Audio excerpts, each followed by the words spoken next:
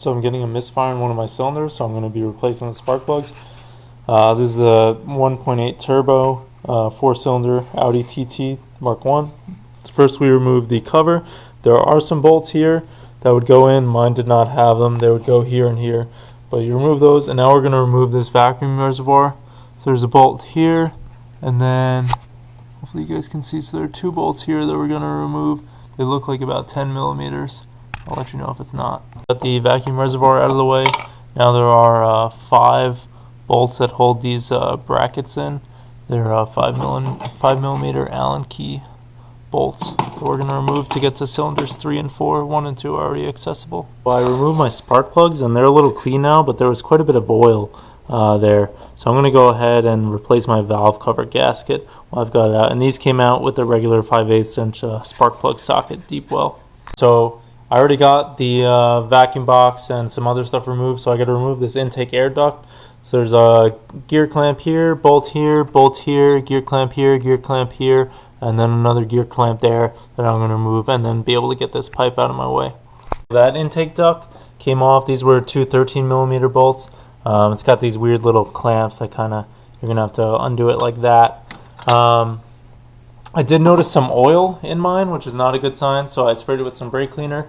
And then the next thing we're doing is removing the mounting bracket that held that, and it's got these 2.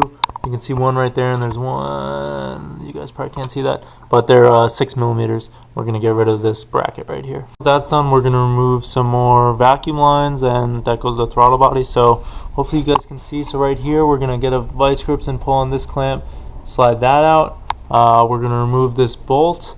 We're going to unclamp a hose right here where my middle finger is.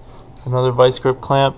And then we probably have to pry this one off as well, and that should get all the hoses out of the way.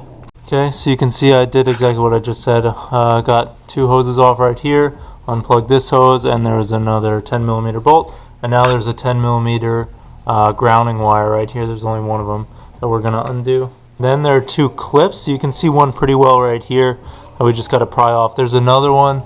It's probably impossible to see, but you got to really go for it. But we get those 2 clips, get the timing belt cover off. We've got that clip. I didn't fully remove the timing belt cover, but you can see it's loose. So next we're going to remove this heat shield wrap. So there are these T30 torque screws. There's 4 of them. We're going to remove those. There might be another bracket that's supposed to be over here, but mine does not have it, so we don't have to worry about that. And then we're going to get this the spark wires out of the way. Ready to remove the cylinder head. So there are 12 bolts.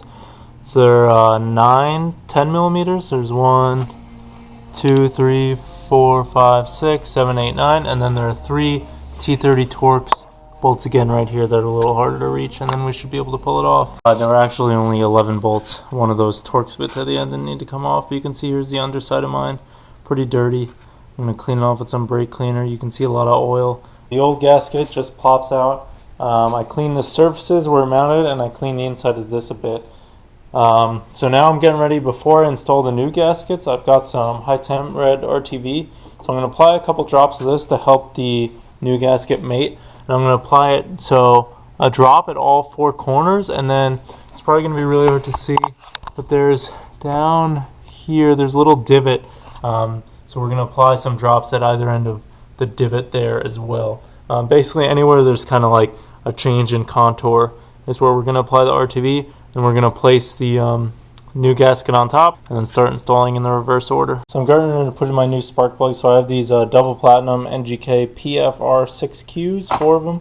So I'm going to apply a bit of dielectric grease up here, and then a little bit of anti-seize on the threads as I put each one of them in, and I'm going to tighten them down to 22 foot-pounds. I've got everything replaced, and one thing I should mention is probably a good time to change the oil now. So it takes 4.8 quarts of 5W40, so I'm going to change that, and then it should be good to go.